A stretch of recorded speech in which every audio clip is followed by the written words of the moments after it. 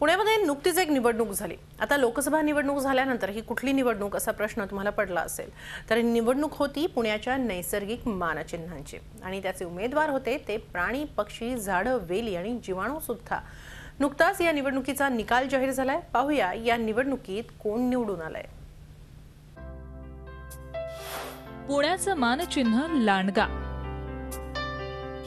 पुण्याचं मानचिन्ह शृंगी घुबड, पुण्याचं मानचिन्ह H1N1 व्हायरस।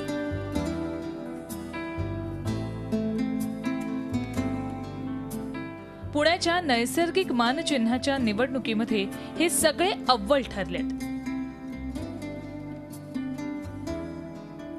पुण्यातल्या बायोस्फियर वन विभाग आणि इंद्रधनुष्य पर्यावरण संस्थेच्या वतीनं त्यासाठी ऑनलाईन निवडणूक घेण्यात आली आणि त्यानंतर मानचिन्हांची घोषणा करण्यात आली।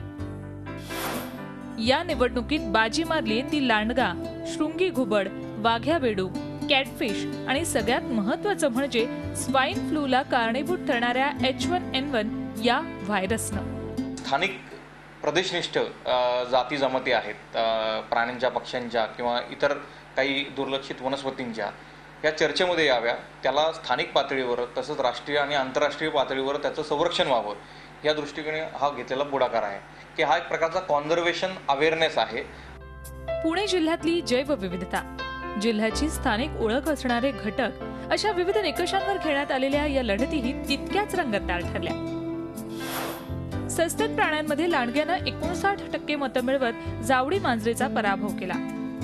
पक्ष्यांमध्ये 77% मिळवत शृंगी घुबड पहिल्या नंबरवर राहिलं, तर चित्रपकालला फक्त 3% मतं मिळाली।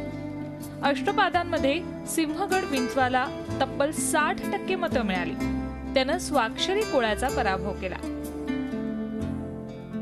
या मानचिन्हांमुळे सर्वसामान्य नागरिकांना पुणे जिल्ह्यातल्या जैवविविधतेबद्दल माहिती तर होणारच आहे, त्याबरोबरच लोकसहभागातून आणि लोकशाही पद्धतीनं निवडलेलं आपलं स्वतःचं असं मानचिन्ह मिरवणारा पुणे हा एकमेव जिल्हा ठरणार आहे। अश्विनी पवार, झी मीडिया, पुणे।